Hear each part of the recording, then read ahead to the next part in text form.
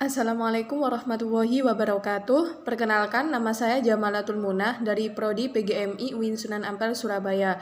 Di sini saya akan mempresentasikan mata kuliah studi Al-Quran tentang mukjizat atau i'jaz Al-Quran. Pertama, ada pengertian mukjizat. Mukjizat adalah perkara di luar kebiasaan yang dilakukan Allah melalui para nabi dan rasulnya untuk membuktikan kebenaran kenabian dan keabsahan risalahnya. Secara etimologi, kata mukjizat berasal dari bahasa Arab yang berarti melemahkan atau memperlemah. Kata ajaza yu'jizu i'jazan yang artinya melemahkan atau menjadikan tidak mampu. Kemudian, dalam akidah Islam, makna mukjizat yaitu sebagai suatu peristiwa yang terjadi di luar kebiasaan yang digunakan untuk mendukung kebenaran kenabian seorang nabi atau kerasulan seorang rasul dan untuk melemahkan musuh-musuh yang meragukan kebenarannya nabi dan rasul. Selanjutnya yaitu unsur-unsur mukjizat. Dalam tulisan M. Quraisy Shihab menjelaskan ada 4 unsur mukjizat. Yang pertama yaitu hal atau peristiwa yang sangat luar biasa. Yang dimaksud luar biasa di sini yaitu sesuatu yang berbeda di luar jangkauan akal manusia, sebab akibat yang hukumnya diketahui secara umum. Demikian pula dengan hipnotis atau sihir. Misalnya, seketika itu tampak luar biasa karena dapat dipelajari dan tidak termasuk dalam pengertian luar biasa dalam definisi di atas. Kemudian yang kedua yaitu terjadi atau dipaparkan oleh seseorang yang mengaku nabi. Hal-hal di luar kebiasaan tidak mustahil terjadi pada siapapun, termasuk kita ya. Apabila keluar biasaan bukan dari seseorang yang mengaku nabi, hal tersebut tidak dinamai mukjizat. Jadi mukjizat ini di sini berlaku yang terjadi pada nabi atau rasul. Kemudian selanjutnya yang ketiga yaitu mendukung tantangan terhadap mereka yang meragukan kenabian seorang nabi. Tantangan di sini merupakan sesuatu yang berjalan dengan ucapan sang nabi. Kalau misalnya ia berkata, batu ini dapat berbicara. Ketika batu itu berbicara, dikatakannya bahwa sang penantang berbohong. Maka keluar biasaan ini bukan mukjizat, tetapi ihanah atau istidraj. Kemudian yang keempat yaitu yang terakhir, tantangan tersebut tidak mampu atau gagal dilayani. Apabila yang ditantang berhasil melakukan hal serupa, berarti bahwa pengakuan penantang tidak terbukti. Perlu digarisbawahi ya di sini bahwa kandungan tantangan harus benar-benar dipahami oleh yang ditantang untuk membuktikan kegagalan mereka.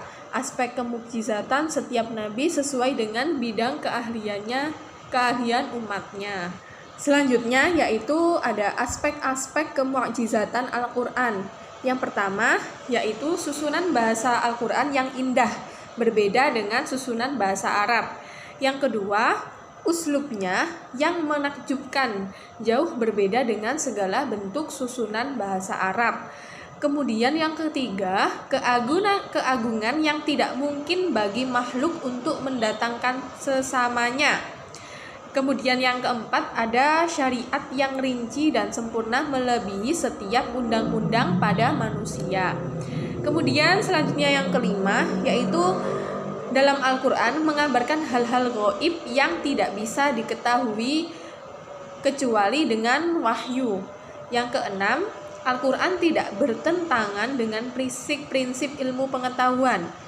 Yang kedelapan, luasnya ilmu-ilmu pengetahuan yang terkandung dalam Al-Quran. Kemudian yang kesembilan, ada kesanggupannya dalam memenuhi segala kebutuhan manusia. Dan yang ke-10, yang terakhir yaitu berpengaruh terhadap terhadap hati para pengikutnya dan orang-orang yang memusuhinya. Selanjutnya yaitu aspek-aspek kemukjizatan Al-Quran yang dapat didisklasifikasikan ke dalam 3 hal, yaitu yang pertama ada aspek kebahasaan, yang kedua ada berita gaib, dan yang ketiga yaitu isyarat ilmiah. Saya akan mengulas satu-satu ya. Yang pertama yaitu aspek kebahasaan. Yang pertama, aspek kebahasaan di sini merupakan gaya bahasa yang digunakan dalam Al-Quran berbeda dengan gaya bahasa Arab yang digunakan oleh orang Arab pada umumnya. Gaya bahasa Al-Quran membuat orang Arab kagum dan terpesona terhadap bahasa yang di dalam Al-Quran. Walaupun Al-Quran menggunakan bahasa Arab sebagai bahasa pengantarnya, kalimat demi kalimat mengandung unsur sastra yang baik, namun tetap mudah dipahami tanpa mengurangi sedikitpun kandungan misteri di dalamnya. Hal tersebut merupakan keistimewaan aspek gaya bahasa yang digunakan oleh Al-Quran. Bahkan, sahabat Nabi Umar bin Khattab yang mulanya dikenal sebagai seorang yang paling memusuhi Nabi, memutuskan untuk masuk Islam dan beriman kepada Allah pada kerasulan Nabi Muhammad hanya karena membaca petikan ayat Al-Quran. Aspek yang kedua yaitu aspek berita gaib. Di sini aspek berita gaib terbagi menjadi 2, yaitu berita gaib pada masa lampau dan berita gaib di masa yang akan datang. Yang pertama yaitu berita gaib masa lampau. Salah satu kekuatan Al-Quran yang sekaligus menjadi mukjizatnya adalah pemaparan kisah-kisah lama yang sudah tidak hidup lagi dalam cerita-cerita Arab pada saat itu dan tidak mungkin akan ditemukan secara keseluruhan dalam kajian-kajian kesejarahan pada masa itu. Berikut beberapa contoh dari kisah-kisah tersebut. Yang pertama ada kisah Nabi Nuh alaihissalam. Yang kedua ada kaum Ad dan Samud serta kehancuran kota Iran. Dan yang ketiga yaitu tenggelam dan selamatnya jasad Fir'aun. Yang kedua yaitu ada berita gaib di masa yang akan datang. Yang pertama yaitu kemenangan umat Islam atas kaum Quraisy. Informasi akan datangnya kemenangan umat Islam atas kaum Quraisy sudah digambarkan oleh Quran Surat Al-Qamar ayat 45 yang berbunyi, golongan itu pasti akan dikalahkan dan mereka akan mundur ke belakang. Masya Allah. Yang kedua yaitu kemenangan Romawi setelah kekalahannya dan kemenangan umat Islam. Yang terakhir yaitu aspek isyarat ilmiah. Aspek lain dari kemukjizatan Al-Quran adalah banyaknya isyarat ilmiah yang dikemukakan di dalamnya, yang kesemuanya belum diketahui manusia kecuali pada abad-abad bahkan tahun terakhir ini. Isyarat-isyarat ilmiah dapat dilihat dalam beberapa bidang ilmu pengetahuan, misalnya ada astronomi dan juga ada geologi. Yang pertama yaitu astronomi, yaitu seperti contohnya ya, ada penciptaan alam, teori Big Bang, ada lagi lapisan gas sebelum penciptaan galaksi, kemudian ada bentuk bulat oval bumi, kemudian ada lagi sinar bulan pantulan dan sinar matahari dari dirinya, kemudian ada lagi kalau membuktikan bahwa matahari itu berotasi. Kemudian untuk yang geologi contohnya seperti ada gunung-gunung sebagai pasak dan gunung-gunung yang berdiri tegak. Selanjutnya yaitu ada bentuk dan tahapan tantangan Al-Quran. Tantangan yang datang dari Al-Quran terdiri dari atas 2 bentuk, yaitu yang pertama ada tantangan umum dan ada tantangan khusus.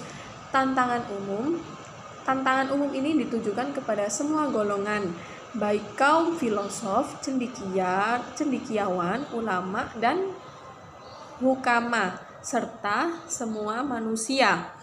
Orang Arab atau orang alam, orang putih ataupun orang hitam, mukmin ataupun kaum kafir. Hal ini dijelaskan Allah dalam Al-Quran surat Al-Isra ayat 88. Kemudian yang kedua ada tantangan khusus. Tantangan khusus ini ditujukan kepada orang-orang Arab, terutama bagi orang-orang kafir Quraisy.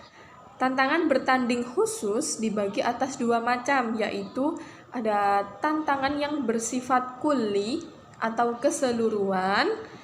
Yang kedua ada tantangan yang bersifat juz'i atau sebagian.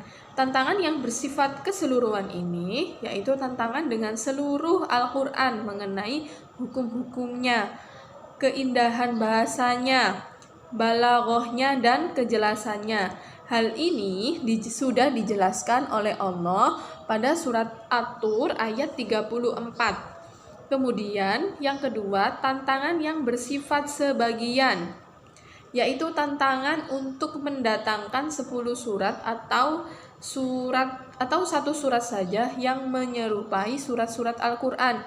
Hal ini sudah dijelaskan oleh Allah dalam surat Hud ayat 13 dan surat Al-Baqarah ayat 23. Demikian presentasi dari saya. Saya atas nama pribadi memohon maaf apabila ada salah kata atau kekurangan atau kekhilafan saya yang tidak saya sadari ataupun yang saya sadari. Saya memohon maaf sebesar-besarnya. Saya juga berpesan kepada semua yang menonton video ini untuk selalu memakai masker, menjaga kesehatan, dan juga selalu menjaga kesehatan agar kita terhindar dari virus COVID-19.